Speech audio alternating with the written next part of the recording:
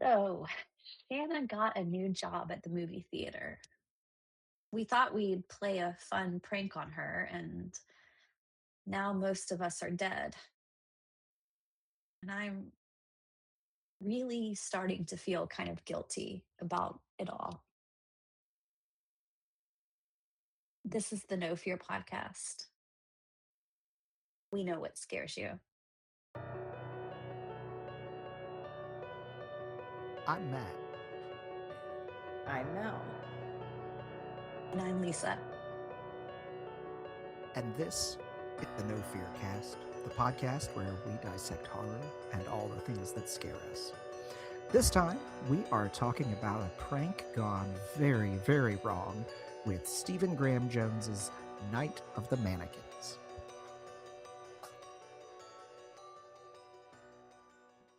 Okay, listeners, I am kicking off our discussion here. So, like Matt just said, we are talking about Stephen Graham Jones's Night of the Mannequins. I think we've mentioned Stephen Graham Jones's books on the podcast before. I have read a few of his books. One of my favorites is Mongrels. I've also read The Only Good Indians and Mapping the Interior.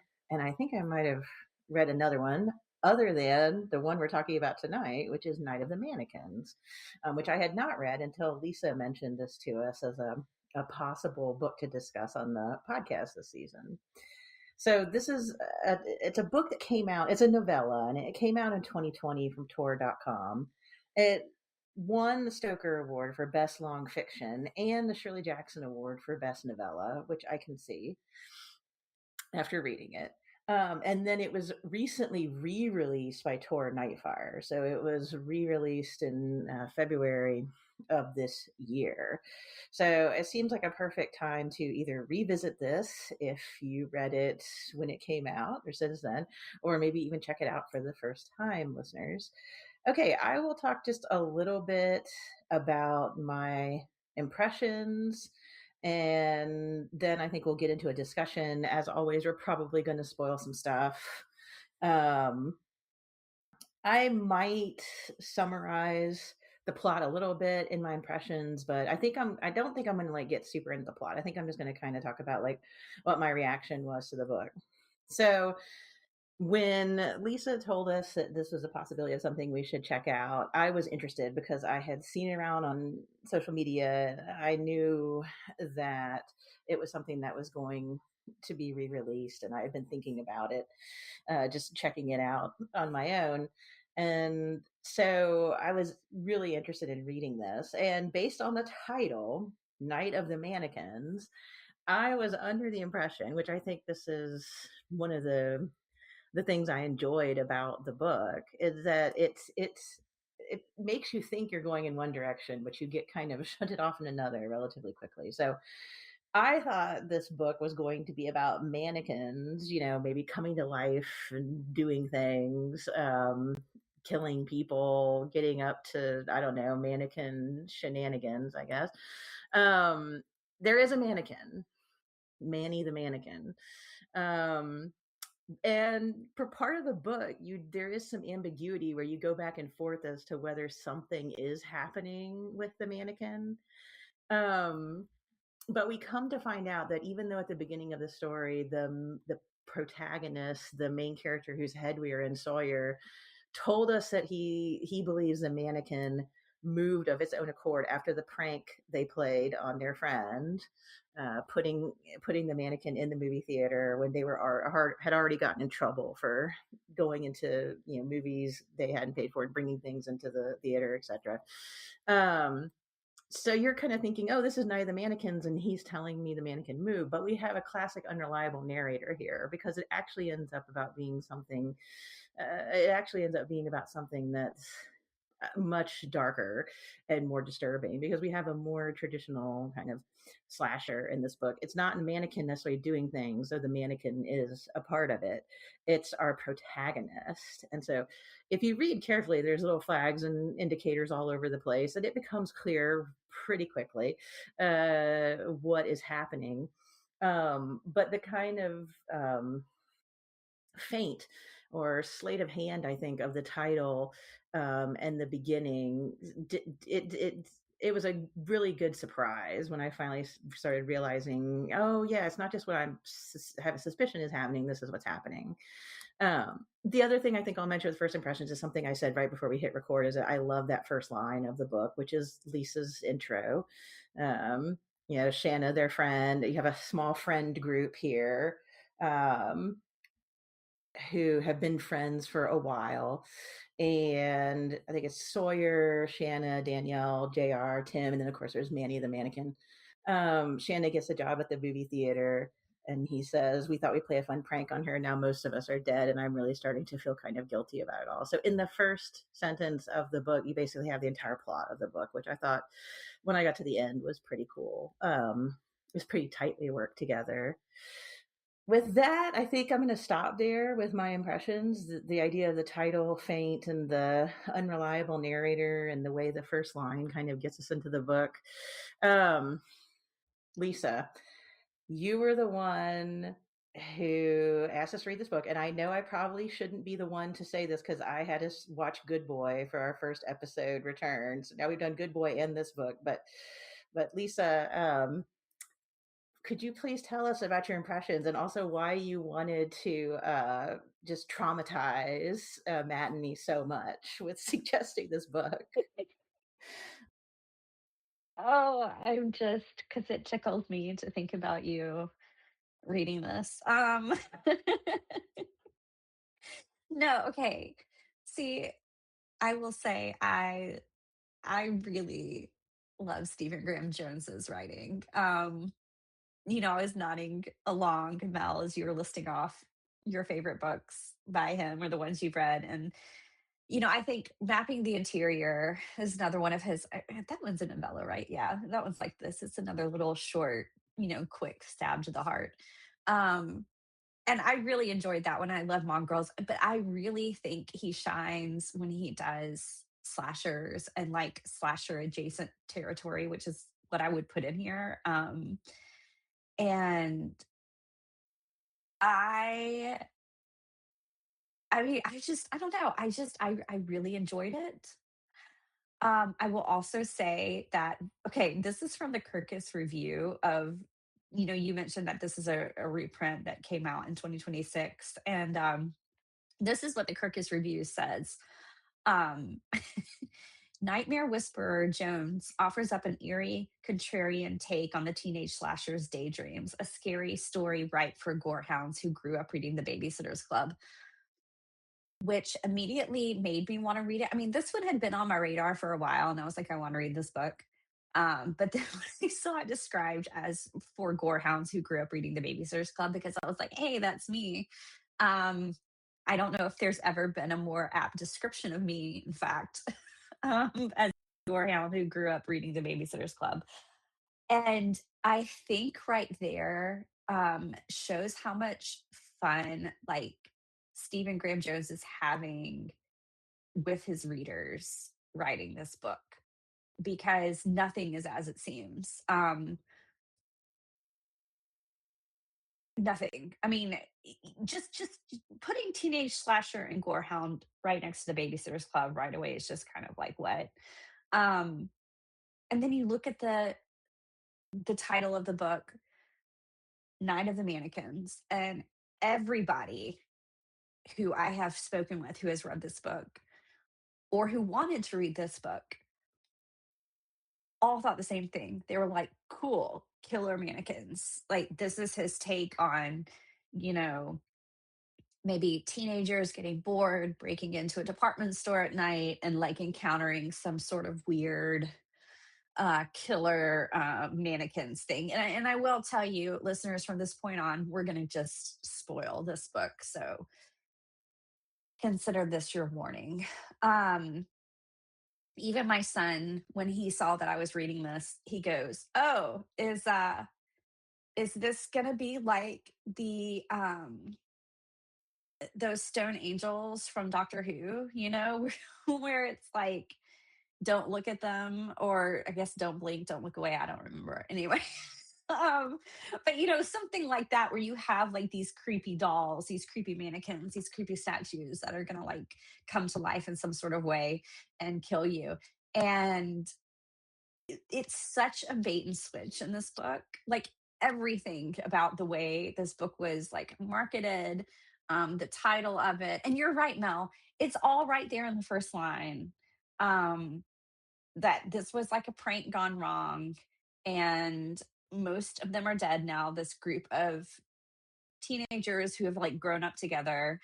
Um, so it's like this adolescence moving into adulthood, and kind of the pain that you like go through with friends starting to not hang out in the same way that they used to. So you kind of have that like angst, but it it goes to such unexpectedly dark places that I really just kind of got giddy reading it, because I was like, "Oh, this whole book is just playing with us." And I found that so much fun as a reader. Um, the fact that really there isn't killer mannequins. I mean, there kind of is in somebody's imagination, I guess. But yeah, I thought this um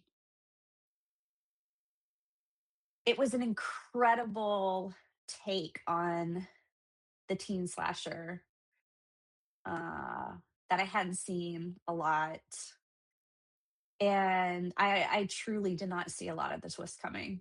And it goes to dark places, and it does kind of trample on your heart in a way that is unexpected, but also not entirely unexpected, because it is Stephen Graham Jones, and a lot of his books are incredibly emotional.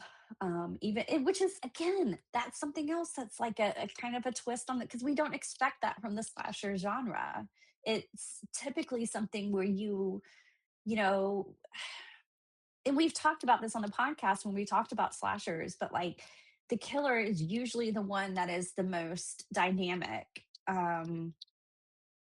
character, and the rest, and the final girl, of course, the final girl is kind of put up as one of the most dynamic characters too, but then the rest of them are all relatively flat characters who just exist as almost stereotypes of themselves, and they exist to be killed. And this, I think, really kind of plays with that in a fresh way. Um, and again, makes it more emotional, because a lot of slashers are not emotional. They're not meant to be. I mean, we're meant to like root for the final girl and kind of see her gain her strength, but I wouldn't say like tugging at the heartstrings is something that a lot of slashers do. Um, and so yeah, I I thought this was really, really intriguing. Um, and I regret nothing. So that's what I have to say about that. I'm glad I made you read it. Matt, please tell me you don't blame me too for making you dive into this nasty little book. I'm already sending you the bills from my therapist. Excellent. Um, I well, I guess for my first impressions, I was a lot like Mel, and a lot like, I guess, everyone else that you've talked to who's read or has wanted to read this, in that, yeah, I read the first couple of chapters and was thinking, oh, okay, unreliable narrator, uh, core group of high school friends pulls a prank that goes wrong. I bet he thinks that the mannequin walks out of the movie with the rest of the theater crowd when the movie ends. Okay, okay, cool. I see where this is going. I was all set to talk about like special delivery or whatever, that show from the 80s about the living mannequin, uh, from Nickelodeon, if you all remember. And then, yeah, then the murders happened. And yeah, I mean, It's not that it completely came out of nowhere, because I mean it builds up to it, but it was definitely a turn that I did not expect. Um,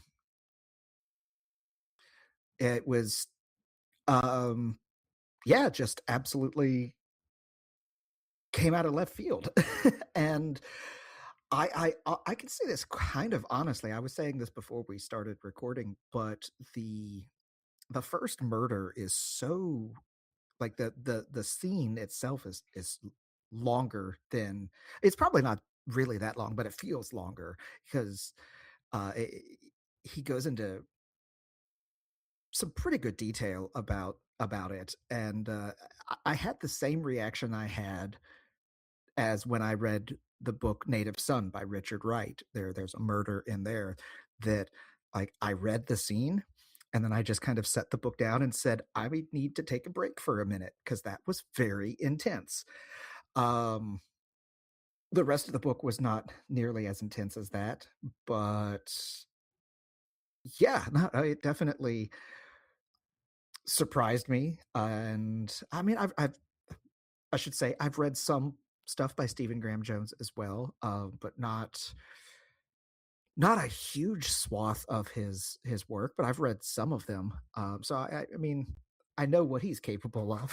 I just guess I wasn't expecting it in this. But overall, I did like the book, and I like what he did there. But yeah, the 1-2 punch of Good Boy into this was oh yeah, yeah. Might need to go back into therapy, I think. Um, I will say I wasn't the one who put good boy on you. That blame rests solely on Mel.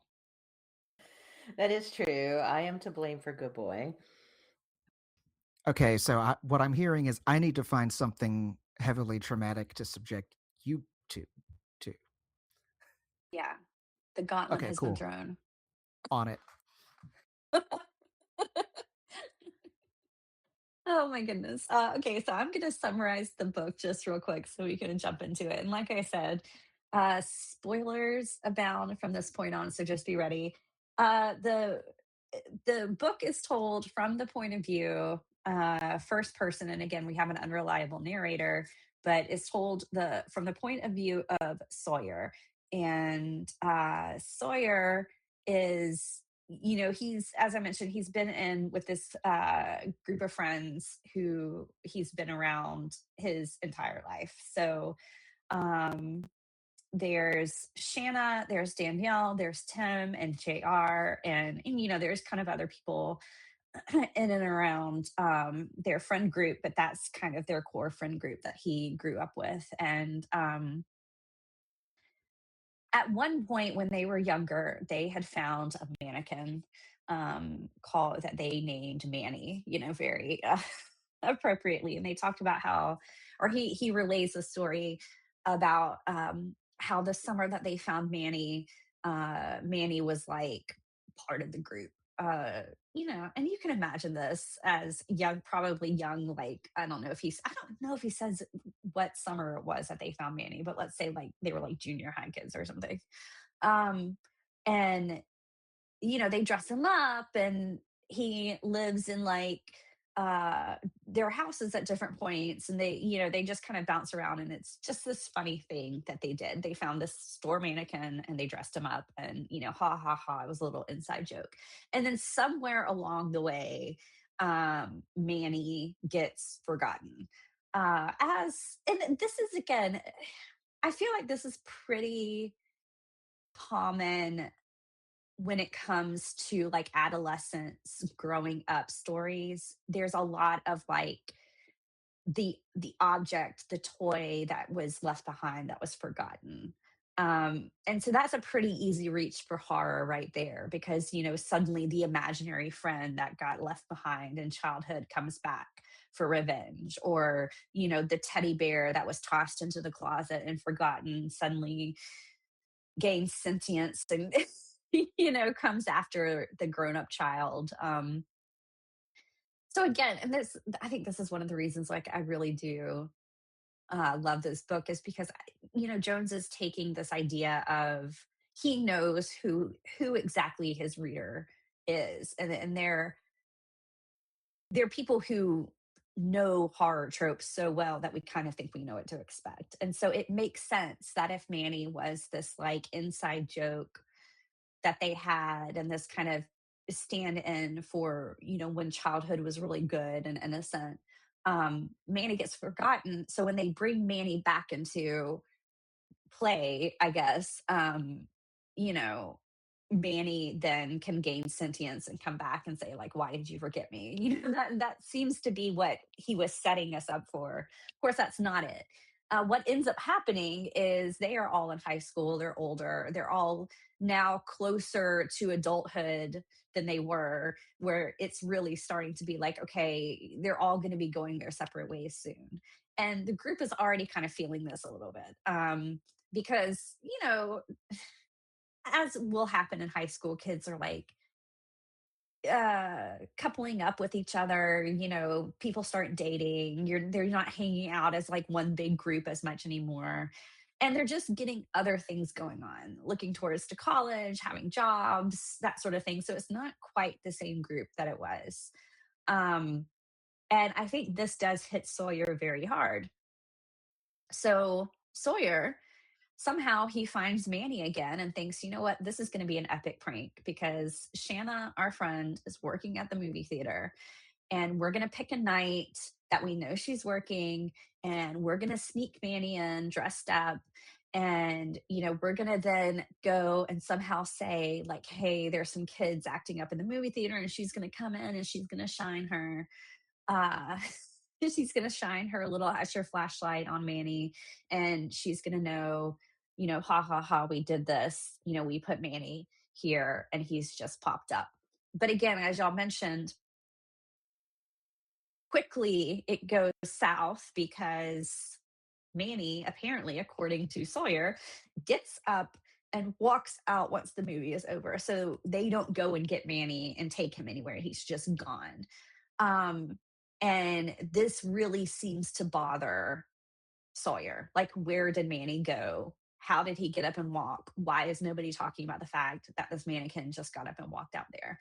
And all the other teens, you kind of get the feeling that they're not really into this prank as much as Sawyer is. Like, it's just kind of like, I don't know, maybe somebody moved him. Like, maybe Shanna didn't want to make a big deal out of it, and cleaned him up later and we're going to find him in the dumpster.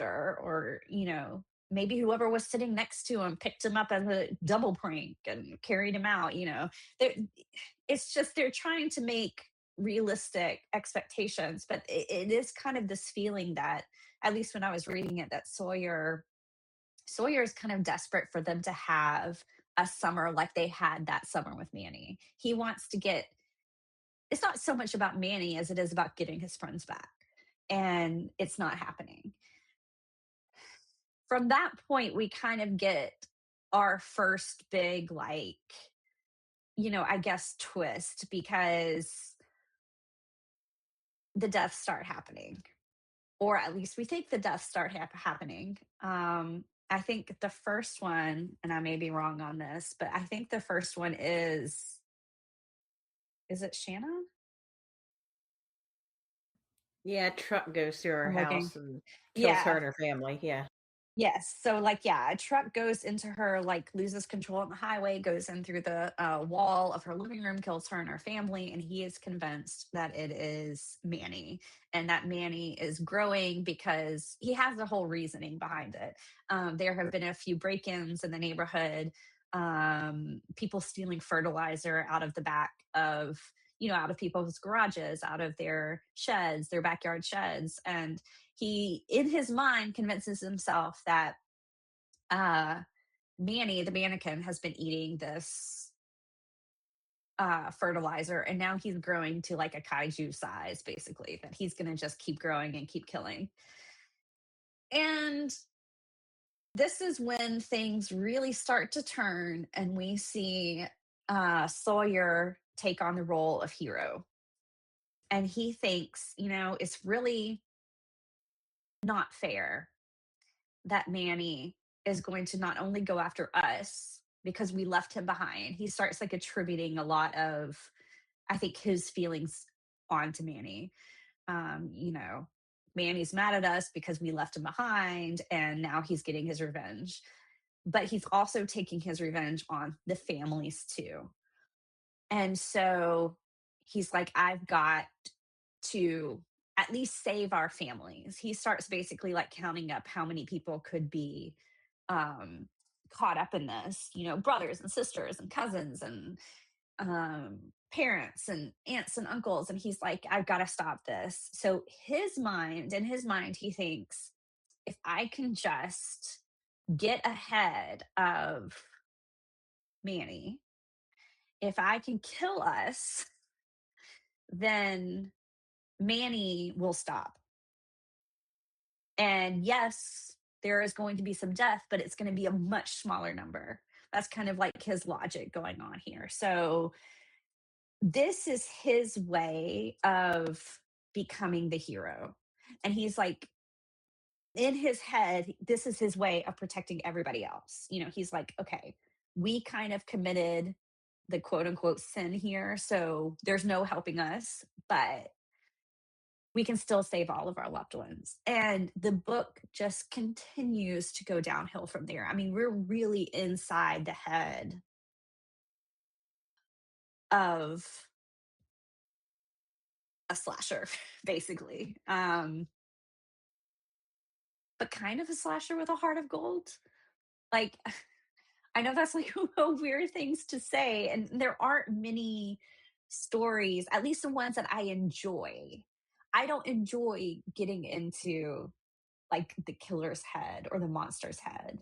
But this one felt so heartbreaking. So maybe enjoy is a wrong word, but it sucked me in and it was a propulsive read. So that's the summary, but that's also Matt and Mel. I'm letting you know that that's also my thesis for why this book needs to be discussed, and also why I don't owe you any therapy money because it's incredible. So, I'm going to let that stand. But how did I do on the description of what happens in this twisty, twisty book? I think you covered it pretty well. I think you got all the main points and whatnot. It's Mel, I will also say when I was pitching this to you to read, I very nearly said it was a kaiju book just to get you to read it. So you can thank me for not doing that. I'm glad you didn't tell me because I love the kaiju part when it Mm. happened. I was like, it's not a mannequin per se, it's a kaiju mannequin. And then it turned out it was Sawyer the whole time. But no, I think Yeah. you did a really good job running through the points. I liked the way, I mean, I think I've said this before on the podcast.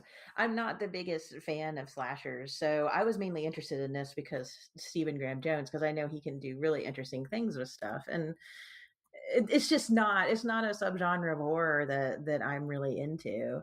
As I figured if you were recommending it and then I saw it won the Shirley Jackson Award, I kind of wondered. I was primed, I think, from the beginning to really start questioning the narrator. And the idea of getting in the villain's head, I think, is unsavory, like you're saying. But he painted Sawyer's got issues. He deteriorates throughout the course of the book. He kind of becomes almost like the mannequin's proxy. He gets a mask to look like the mannequin at one point and to kind of hide his identity. But I think you're right that he's identifying with Manny in a way. Um, but we get a lot at the beginning when we're confused and we don't know exactly what's going on. We see the signs. Sawyer, they say he makes up stories. We know he's unreliable and he's not telling the truth all the time. We can see his imagination is running away with him and that he overthinks everything. He's making connections like the sinkhole he thinks is Manny's footprint. And like you said, the break-ins are Manny. Everything that happens all of a sudden becomes part of this like red string on a cork board somewhere, kind of thing, as he attempts to justify his thoughts. And he never he always includes himself in the punishment that they have to go through because of quote unquote how they treated Manny, I guess. Um, but I like the way you point out that he's kind of like connecting to the mannequin in that way and like projecting his own thoughts onto it. And I do feel like it pulls on the heartstrings. I feel for the friends as they're going through this because they don't know what's going to happen. And the one person sees him as the killer, and that's horrifying. It's all horrifying. But we also get little glimpses of why he's doing it, which is no justification, but you can see him as he starts to fall apart. Shanna, he was extremely close to her.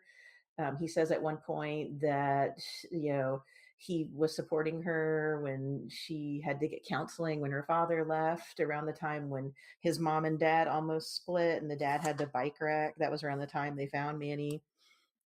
There's some really poignant passages in here about where he's like, we're going to go in different directions and we're going to lose our friendship. And he says, he speculates at one time, what is it like when you see a friend that you haven't spoken to in a long time somewhere?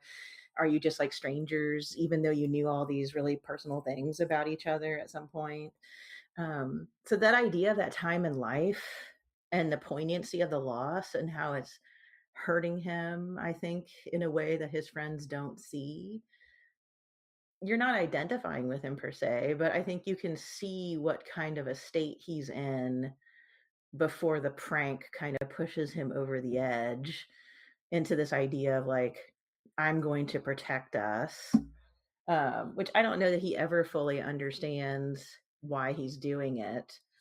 Um, but it starts out coming from a place of, if I kill these people instead of Manny, there's less collateral damage. But I think it's also coming from a place of, if I do this, I keep things the way they are now.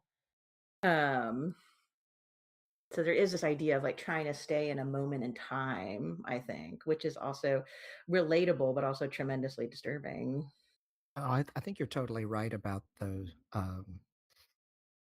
good intentions, if you will, or as Sawyer's way of kind of justifying it to himself that I'm I'm killing one person, but I'm saving five other people. Like it's this weird um backward. Well, I don't want to say backwards logic, but I mean it.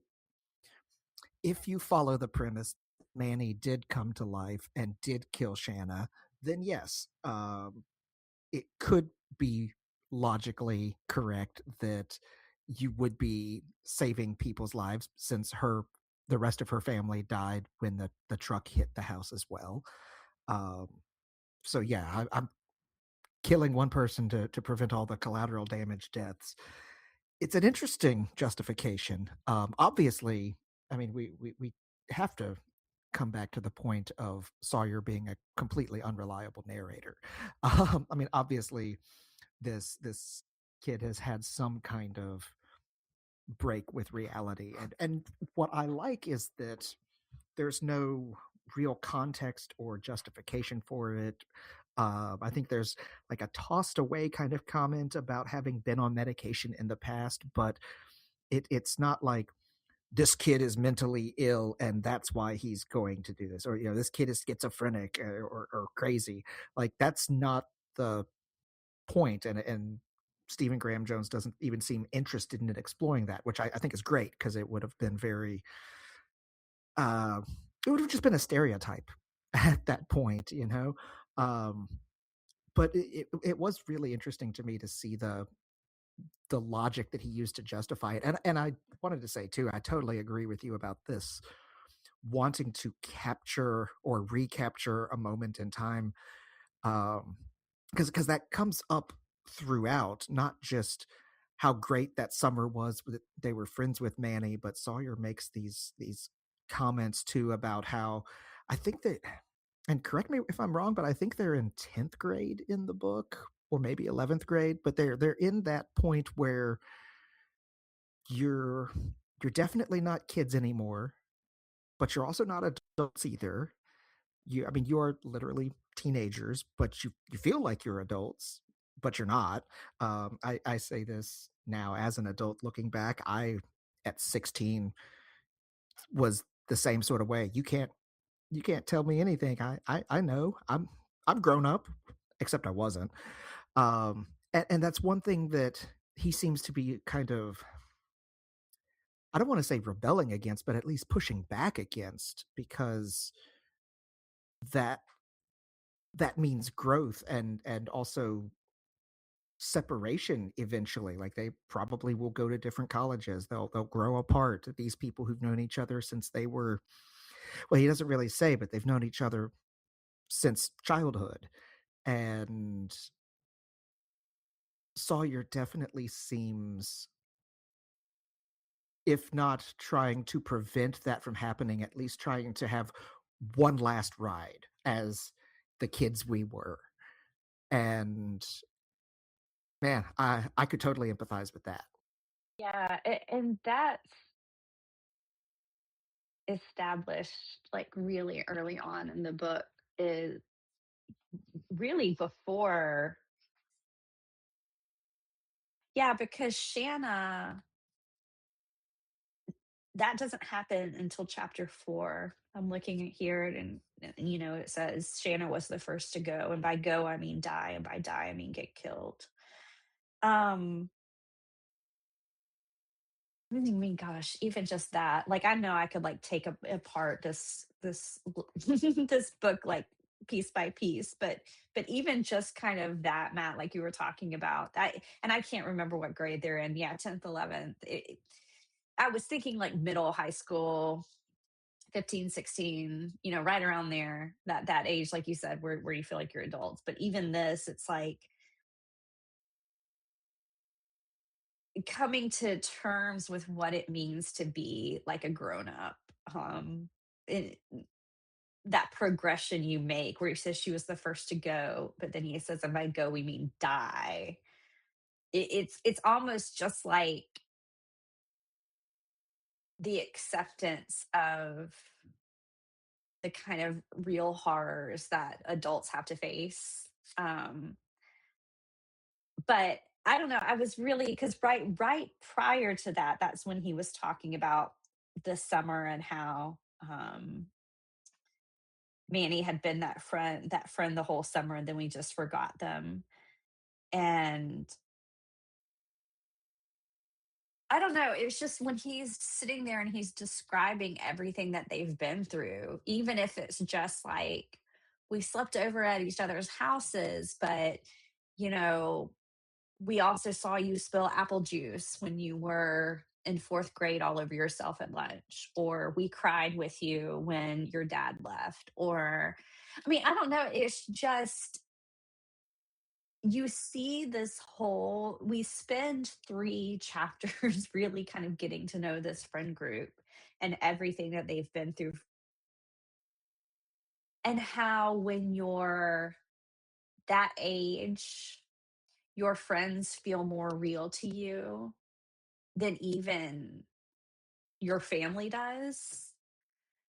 And then there's the realization that, like, wait a minute, Manny was that way to us and we forgot about him so quickly, and we're looking ahead to go to college and we're only going to drift apart. Like, I don't know, it was just that kind of realization of my whole world is about to go, and these people are so important to me, and I can't imagine ever not being important to them.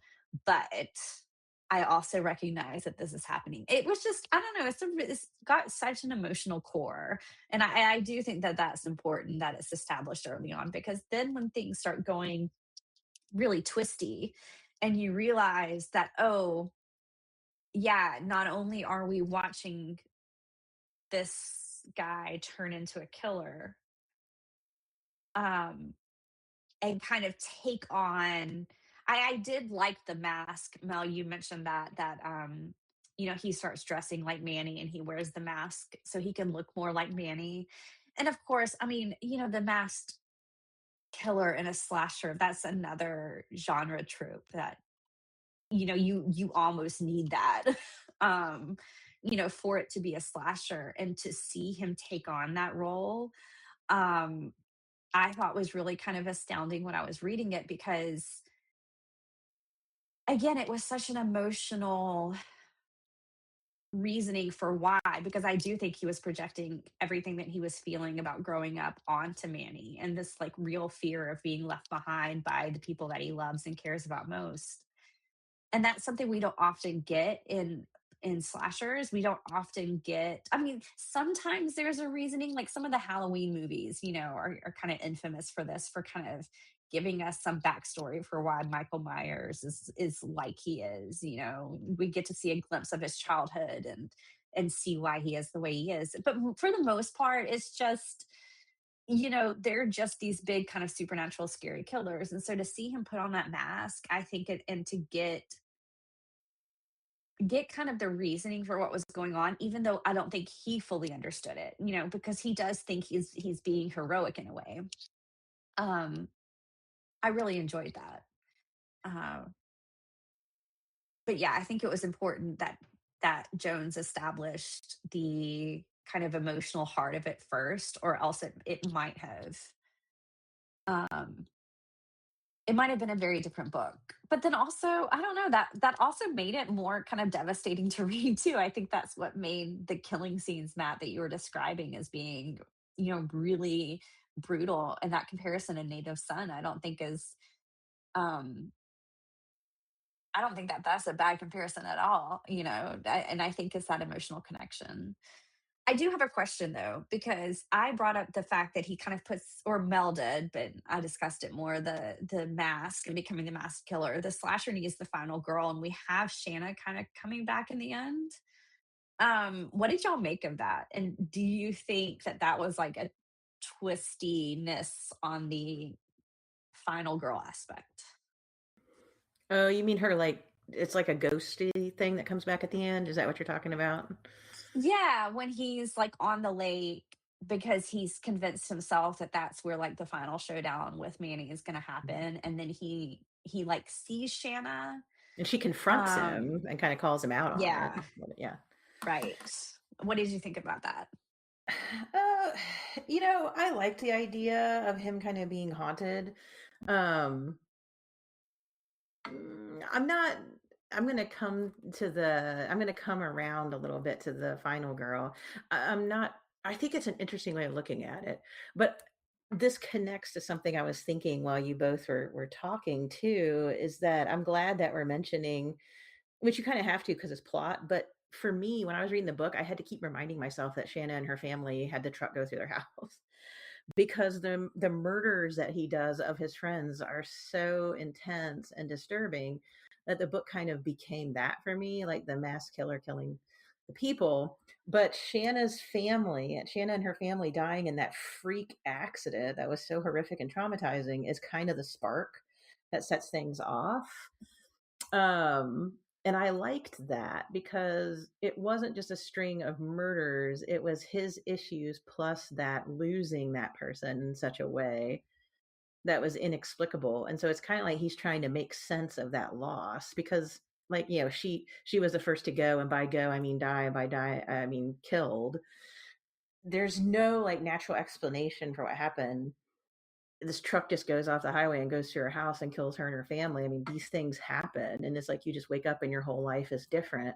And then he starts subjecting everybody else to that around him as a murderer. But I thought it was interesting that he's struggling with defining that. Like he lost her, and that starts his kind of slip or slide into believing they're all in trouble. And then Manny, of course, gets brought in that too. So I think that's also why it helps to have that emotional core at the beginning, because we not only get the prank that sets things off and we see that Sawyer's unreliable, but we also get the backstory that shows us how close he is to them. And so when she's taken away in this freak accident, it's almost like he just can't understand it. He's like trying to make meaning in chaos or something. And so he kind of orders it. He orders death in a way and tries to control it, even though it's not at all. Like we said before, I think all three of us, he's deteriorating throughout the book. I do think it's interesting looking at her as a final girl. I hadn't thought about it that way. I was actually thinking about whether this book just didn't have that aspect per se. Um, I do think she's like the haunting presence of one of the sparks that got him started. So it's kind of a full circle thing. I don't know, Matt. What do you think about the idea of the ghostly final girl? Well, I'm chewing that over, so to speak, or mulling it over, I guess, if you want. 'Cause I hadn't thought of her in that aspect at all until you all brought it up just now as we were talking about it. I like that interpretation of it. Um, it I mean, it's kind of a twist on a final girl if she is the final girl. Um, and in a way, like you said, Mel, she was kind of also haunting him. She was the catalyst for him to start this, and then if it turns out that she never actually was dead, well, oh no, now everything is my entire reason for doing all the things that I've done since then is just fallen over like a house of cards. Um, I don't know. It's almost like we don't see enough of her when she makes the return at the end to really make a clear determination on if she fits the final girl or not, I guess. But if we are, well, I don't know. I'm working through this as I'm talking too, so bear with me here. But if we are seeing this through the eyes or point of view of the killer, I mean, I guess what we got from her could make her the final girl. After all, I mean, I think it works, but it was definitely not something that I was thinking of when I read it. But I like it. I like the interpretation of that. It's interesting that she kind of comes back at the end alive, but she was never one of his targets, too. So she's like a collateral survivor. Right. Well, I mean, I'm gonna say that, like, I feel like because I do think that the point of view being the killer's point of view is important because, and I'm just looking at I'm looking back through the ending of the book, and I'm just going to read a little bit of it because I know that y'all said that by the end you were just like so shell shocked by this book that the ending just kind of flew by. But when he is talking to Shanna there at the end by the lake, and he says, he does say that she was the smartest of all of them, and if she confronts him, and he has to peel back the mask when he sees her. So it's like, I don't know, that's a nice little like metaphor. But he says you're alive. And because if he sees her, he has to confront that within himself that he's the monster and he's not the hero like he thought he was. And so just like her death was kind of the catalyst for starting all this off, Mel, I think she's also the catalyst for kind of giving him that moment of clarity and kind of seeing it. And he says that Shanna was the smartest of us too. She was right. I didn't just look like Manny, I'd become Manny. And and if he hadn't killed her, then had he even been going to kill anybody, if you take the first domino away, do all the others keep standing? And so I think that's his kind of guilt and conscious kind of reckoning. So I do like that. But then later, after she goes away, he says, right now I had to imagine that's Manny. He was clomping through the playground and concessions in his huge, cumbersome way, trying to catch Shanna under the cup of his two hands, the way I might try to trap a lizard. So he's still kind of trying to again reckon with the fact that no, because he even says, like, after she says, no, you are Manny. He immediately has to retreat back and says, no, no, no, I saw him walk away in the theater. Like, you're wrong. So he says, right now I had to imagine he was clomping through the playground, trying to catch Shanna under the cup of his two hands, the way I might try to trap a lizard. She tried to step in and be the final girl, the one who rises at the last moment, finds strength she didn't know she had, but come on, right? She was already dead, leaving just me. So I think in I mean, I do think you can make a case that narratively she fits the final girl um in the book, but I think for Manny, and that may be more important, that she at least he's casting her as that. Um and I'm gonna pull something just and this is we'll probably have to wrap it up because we're going long, but I can't remember if it was last year or the year before, but I was on a panel about final girls and scream queens with Stephen Graham Jones, and he was talking about it, and he was saying he said something that had kind of stuck with me, and now reading this book I've thought about it a lot.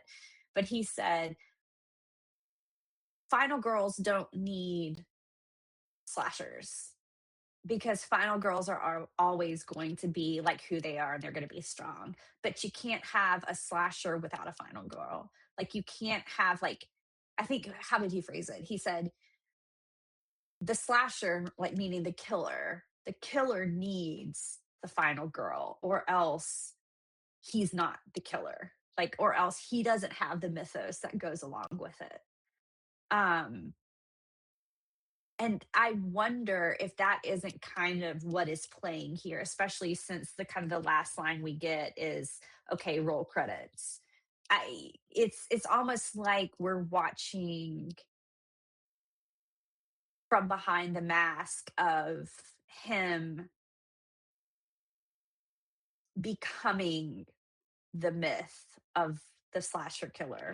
And in that way, he needs her to be the final girl. I don't know. That's my thesis that I'm throwing out there.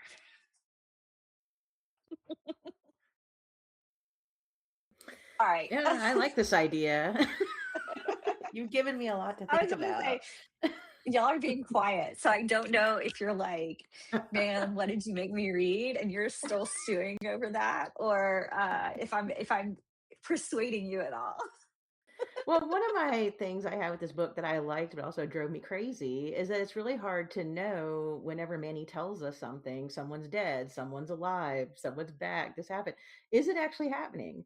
Because he becomes more unreliable and it becomes more like a fever dream throughout the book that by the end I was questioning everything he was doing. But this idea of him creating a narrative, like the idea of the credits and everybody's playing this role. I'm not saying nothing in the book actually happened per se, but I don't know how much we can trust. And maybe we're just seeing a narrator turning life into a movie, like with various kind of tropes. Of course, Shanna is a survivor. I don't want to take that away, but like, I don't know. I wonder if it's the character creating a narrative for everything to fit in, and therefore it's hard for us to even know like an objective reality because we've just gotten so far into his way of perceiving things. It is incredibly difficult to tell, especially as the book goes on, what's real and what's not, which I think is another reason that I really did enjoy it. I think fever dream is a good a good description, and I don't think this could have been. I mean, this is a novella. I don't think it could have been a full book. I think we might have been just as unreliable by the end of it had we existed in this fever dream for much longer. But I don't know. I don't want to keep us here in the fever dream. So I'm just gonna say thanks. Thanks for reading this book with me. And I'm really curious to know if any of our listeners have read it or if we persuaded you to read it. Let us know. We are um, out there on the internet. We're at No Fear Cast. Remember, that's KNOW. On really on Instagram at this point. But we also have a Facebook page, which is a little bit more active. Our email is nofearcast@gmail.com. If you love what we're doing, consider supporting us on Patreon. We have a whole lot of backlog of many episodes for you to go back. That's exclusive content to Patreon. So that's pretty fun if you want to check it out. We also have merchandise available on our website, nofearcast.com, or simply rate and review us, which is entirely free, but it does help other listeners find us. The music by Nicholas Gasparini. We will be back in 2 weeks with a brand new episode.